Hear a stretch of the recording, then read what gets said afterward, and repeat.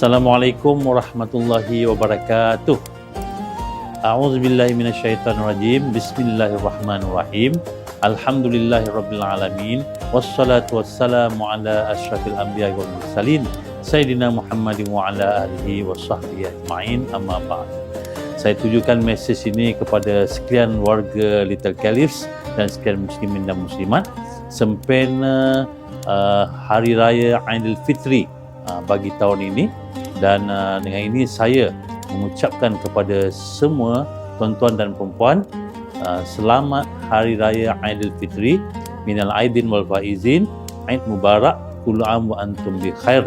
Dan dengan segala doa-doa mohon kepada Allah Ta'ala menjadikan kita setelah kita graduate berpuasa, beribadat sepanjang bulan Ramadan, semoga Allah jadikan kita orang yang bertakwa.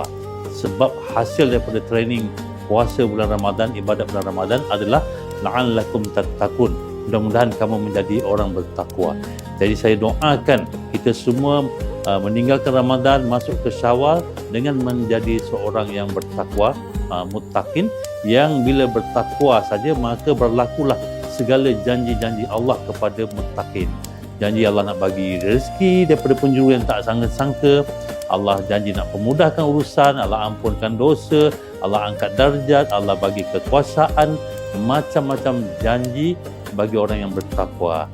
Dan saya doakan semoga Aidilfitri tuan-tuan dan perempuan semua dapat dirayakan dengan penuh keimanan dan ketakwaan, dengan penuh kasih sayang, silaturahim, dan mempertautkan hubungan-hubungan yang retak, dan menjadi sumber bagi bercurah-curahnya rahmat Allah Ta'ala kepada kita.